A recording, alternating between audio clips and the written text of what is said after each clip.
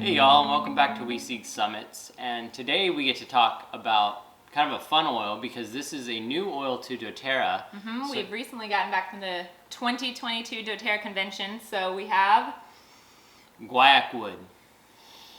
Guaiacwood. So this oil, man, when I got to smell it, we had some friends that he's like, I want an oil that smells like bacon. Yeah. And you know what? This isn't bacon, but it is smoky and it smells like barbecue and it's pretty close. Like a smoker, like a good smoked wood. Yeah. And it smells amazing. And we've got some cool sourcing stories and then some fairly easy chemistry with this. It's unique, but let me go ahead and tell you, because a lot of people smell it first and go, whoa, what am I going to do with this? Because it definitely it is high on the smoky notes. It's very woodsy, maybe a little bit like sandalwood, but then more the smoke. So, and sweet too. There's some sweet notes. Yes. So I'm going to go ahead and tell you that this will be a great oil for your diffuser. It's also soothing to the skin, but it is super calming, and I've got a whole list of oils that it blends with. Ready? Yeah, you could Cinnamon, almost clove, grab anything. cypress, davana, fennel, frankincense, geranium, grapefruit, jasmine, juniper berry, lavender, myrrh, neroli, orange, Roman chamomile, rose, sandalwood, vanilla, vetiver, and ylang-ylang. Woo! So pretty much woods, flowers, spices, and citrus. Yeah. Which is just about everything. You're right. Maybe just not the mint family. There you go. Herbs. I guess there weren't too many herbs. We are loving it in the diffuser with frankincense, cedarwood, and or with bergamot. Yeah, it smells wonderful. Yeah. So basically, you're gonna really just enjoy diffusing this. It's a base note. So you're going to want to add kind of middle notes, which will sort of fill the blend, and then some of those top notes, which will be the ones to kind of first hit and then flash off, and then this one will really ground your scent. But, as we mentioned, it's all things calming and soothing to the emotions and the mental state, and it's amazing. So tell us why. Well, let's talk about sourcing. So this oil comes from Paraguay, from the, help me with the pronunciation here. Is it Chaco forest? So part of the rainforest, from Brazil extends down into Paraguay. And tell us about the land, because apparently you have to go through like anacondas and all kinds of dangerous wildlife to get where these everything bites and everything grows. Spikes there. But locals, they own the land, but cattle makes more money essentially, and so in order to earn, frequently the forest is cleared to make room for grass for cattle. This is a very difficult wood to process. It's also very much overforested, not quite endangered, but is in danger of being endangered. Is that, yeah. Could be. So what doTERRA has done is gone in and found the group who's already harvesting there and worked with them locally like they do, and found ways for them to sustainably harvest the guaiacwood from the land. They pay per tree. They also pay lease on the land to help them earn income. And we saw some cool data that they only harvest 2 trees per acre per every 20 years. And so then my daughter was like, well, what's the big deal? Just take 5. And then we were looking at our little bit of 0.8 of an acre here and like, well, what if they took 5? And anyway, it was just this cool discussion about taking just enough. But then what's really cool is that the young trees can grow from the root system, and younger trees well, they're growing so they entrap more carbon. Yeah. So they're beneficial in that aspect. Yeah. But going back to this part of Paraguay, it used to be an inland sea, so it's a salty soil. They call these trees the guaiacwood, Palo Santo there, and this wood is dense, and they cut down the whole tree because it's the heartwood that is distilled. It's chipped and distilled to make the oil. And this wood is so dense that it will actually sink in water.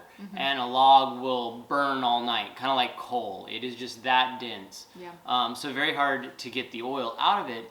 But 2, when they cut the tree, the heartwood will actually turn blue for a little bit. The oils and the resins will oxidize, turn blue, and then as it weathers and ages, it'll turn back, kind of a normal color.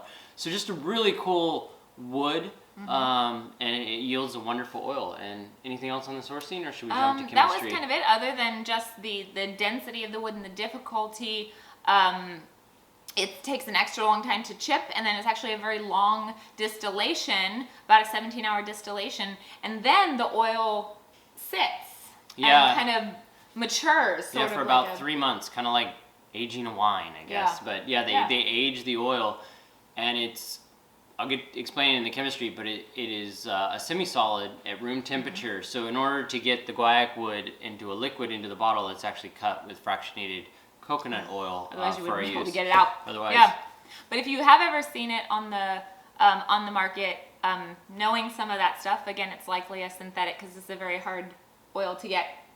You mentioned the chemistry, so it's pretty unique in its chemistry. Tell us a little bit more. So apparently, there's oils out there that are very high in sesquiterpene contents. You have cedarwood, patchouli come to mind, very high. This oil is actually 90+% sesquiterpenols. So these are alcohols and phenols with the sesquiterpene group, and it's 90+%. Some of the notable ones are bulnosol and guaiol, of course, named from the plant.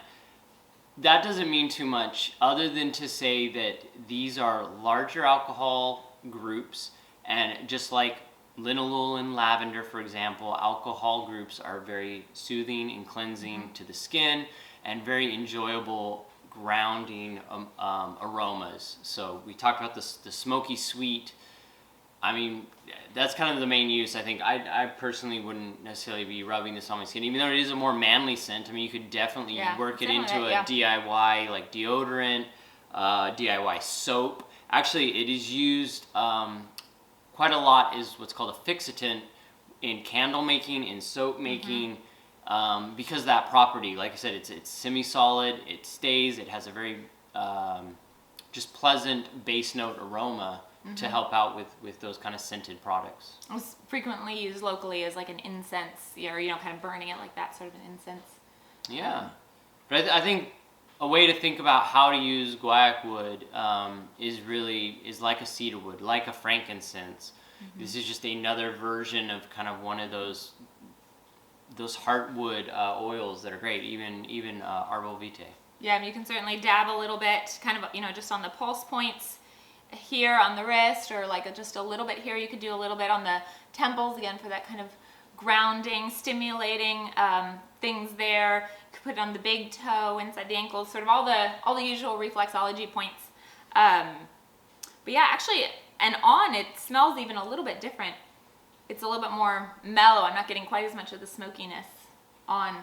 So we are definitely really enjoying it just in the diffuser, experimenting with things. So yeah, I think it's pretty straightforward. But enjoyable. I mean, especially if you're, I don't know, just kind of looking for something to have in a lot of blends, to enjoy, whether it's meditation, whether it's yoga, whether it's prayer. If you like to diffuse something, get some guaiacwood and add that in there. I think you'll be really pleased with the results. And thumbs up for bergamot. I mean, I really like those two together, guaiacwood and bergamot. Actually, we did it at night in the diffuser at night, and it was great. And it's not in any of the blends. Sometimes doTERRA will take an oil that they've used before and they'll release it as a single oil. So definitely a great opportunity to get all the amazing sesquiterpenols in your guaiacwood. Otherwise, thank you guys so much. Yeah, we'll see you on the next one. Bye.